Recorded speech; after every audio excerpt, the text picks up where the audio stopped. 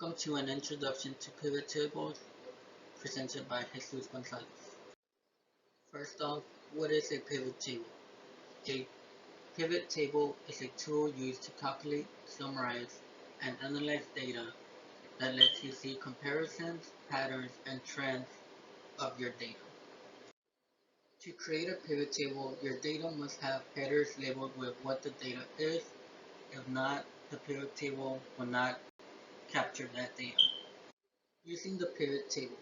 First, we select the data that we want to use for our pivot table.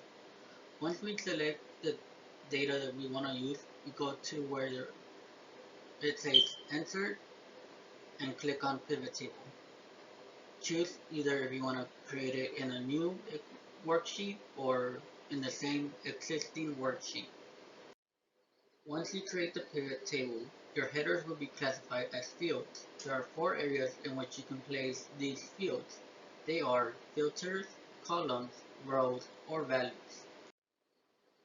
Click on which values you want to add to the pivot table and then arrange them to the area you want them to be classified as. You can refresh the pivot table if you make changes to the original data. However, if you add new information outside the selected data of the pivot table, it will not populate when refreshing.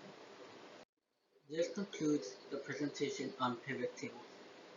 You can now practice by using the Excel workbook provided, or you can watch a video from Microsoft demonstrating how to use the pivot tables.